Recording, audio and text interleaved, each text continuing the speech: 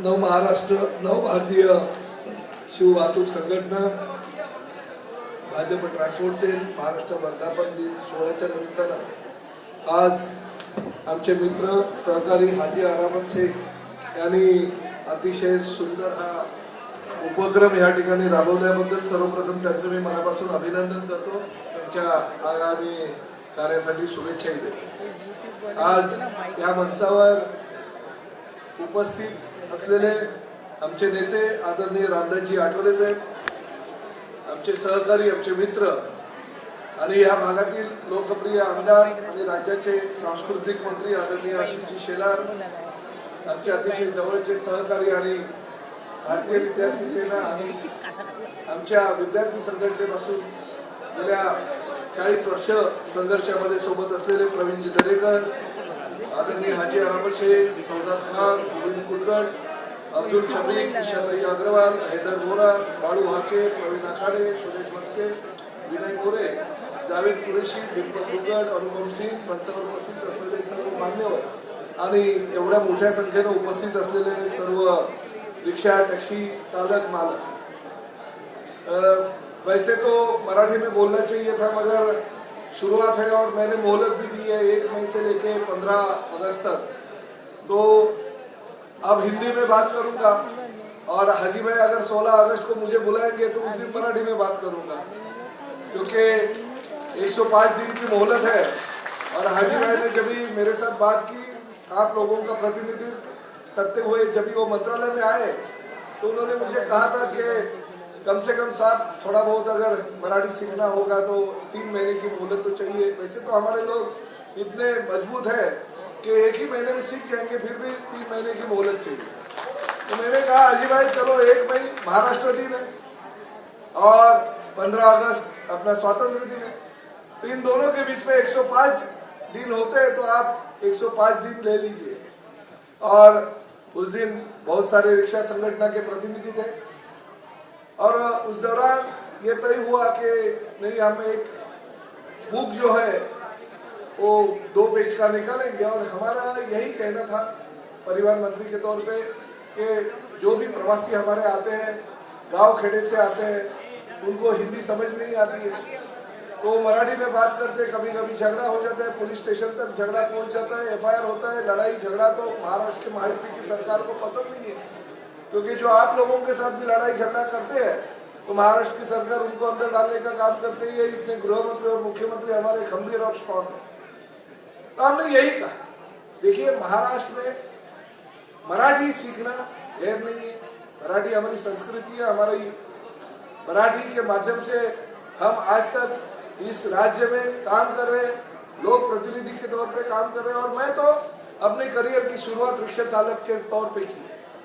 आपको शायद पता नहीं होगा मगर 1982 से लेकर 1988 तक मैं भी डोंबिवली स्टेशन के बाहर, वो भी रियर गाड़ी बाद में आई है, फ्रंट इंजन वाली रिक्शा चलाते हुए प्रताप सरनाईक काम करता। 8 साल मैंने भी रिक्शा चलाई। रिक्शा वालों का जो दुख होता है वो दुख भी मैंने देखा है, क्योंकि हम भी वो रिक्शा के सीट के ऊपर तकिया रख के रिक्शा 16-16 घंटा चलाते थे, तभी हमारा घर चलता। आज ठीक है, हमारे तकदीर ने हमको राज्य का परिवहन मंत्री बनाया, मगर महाराष्ट्र है, महाराष्ट्र की अस्मिता है और महाराष्ट्र की अस्मिता को ठेस कोई नहीं पहुंचना पाएगा। इसके लिए परिवहन मंत्री के तौर पे हमने क्या कहा, 1989 का जो रूल है, रूल के मुताबिक सिर्फ और सिर्फ हमारे प्रवासियों के साथ आपको मराठी में बात करनी है, वो जो बोलते हो आपको समझना है, क्योंकि झगड़ा ना हो।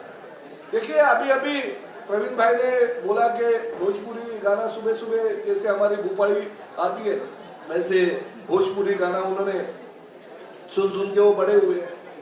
हम भी ये सोचते थे, हमारे भी उत्तर भारतीय जैसे हाजी भाई ने कहा ये दुबे चौबे पांडे, हाजी भाई जैसे हमारे दोस्त है, हम भी आधा वर्जे करते, खुदा हाफिज करते, हम भी करते। जब भी हमारे पांडे दुबी जी मिलते, कहा भाई कैसन हो, ठीक बा, हम भी भोजपुरी में बात करते हैं। कर्नाटक में हम जाते हैं, हम कर्नाटक के लोगों के साथ भी हम कानड़ी भाषा में कोशिश करते हैं कि हम उनकी भाषा सीख जाए। वंज रट नाल एल्प हम बोलते हैं ना, हम कन्नड़ा में बात करने की कोशिश करते हैं। जब भी साउथ इंडियन होटल में हम जाते हैं, खाना खाते हैं, तो उनका जो वेटर होता है, वो वेटर के साथ भी हम उनकी भाषा में, लैंग्वेज में बात करने की कोशिश करते हैं। हम पश्चिम बंगाल में जाएंगे तो हम आमी तुम्हें के भालो भाषा कुछ बोलते थे ममता दीदी को। गुजरात में जाएंगे तो हम बोलते थे केम छो, आओ बैठो, हमारा स्वागत छे वगैरह बोलता है। हर इंसान बोलता है। अगर वो कोशिश करेगा कि हमको बोलना है वो राज्य की भाषा, तो हम बोलते हैं। हमारे पंतप्रधान आदरणीय नरेंद्र जी मोदी जब भी जिस राज्य में जाते हैं उस राज्य के भूमि से, वो भाषा से वो अपने भाषण की शुरुआत करते हैं। यही इतिहास है इतने सालों का। तो हम रिक्शा वाले, टैक्सी वाले क्यों नहीं हमारे मराठी भाषा में बात कर सकते? हम कर सकते हैं, मगर हम सोचते नहीं। हम बोलते चल रहा है ना हिंदी में। अभी गांव में भोजपुरी में बात करने वाला हमारा उत्तर भारतीय जब भी महाराष्ट्र में आता है तो हिंदी में बात करता है, और भोजपुरी भी घर पे जाके अपने बीवी बच्चों के साथ बात करता है, अपने पिताजी के साथ, अपने बहनों के साथ, अपने बहन के साथ भोजपुरी में बात करता है, मगर हिंदी में बात अपने भाइयों के साथ तो वो करता ही।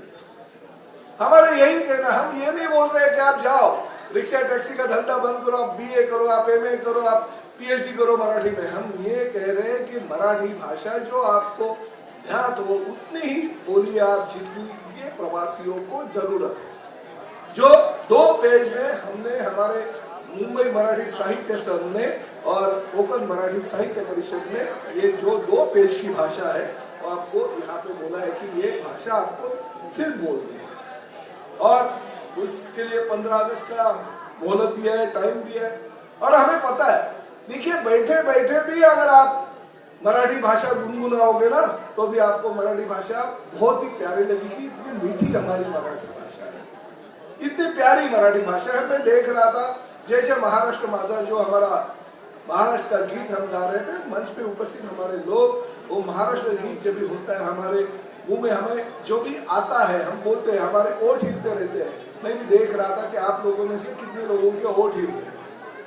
कुछ लोगों के ओठ हिल रहे हैं, मगर वो गाना भी आप पूरा का पूरा सीख लोगे ना, उस दिन आपको पूरी की पूरी मराठी आ जाएगी।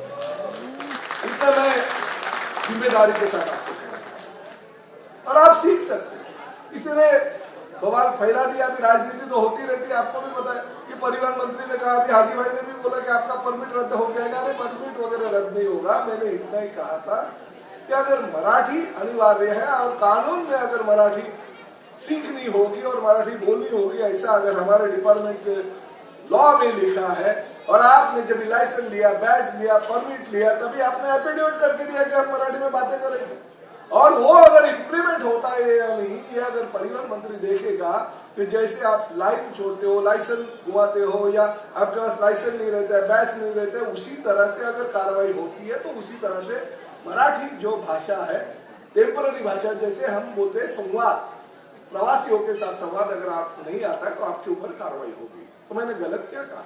आज मैं वही भाषा में वापस बोल रहा हूँ कि महाराष्ट्र में अगर आपको व्यवसाय करना होगा, महाराष्ट्र में अगर आपको काम करना होगा, तो मराठी अनिवार्य है, मराठी आना ही चाहिए, जो आपको 15 अगस्त तक सीखनी है। और हाजी भाई का मैं दिल से धन्यवाद देता हूँ, तो उन्होंने आप सभी लोगों के यहाँ पे बुलाया, आपके साथ संवाद किया। परिवहन मंत्री के दिल में क्या है, परिवहन मंत्री के साथ साथ राज्य शासन के दिल में क्या है, वो बातें यहाँ पे उसने रखी।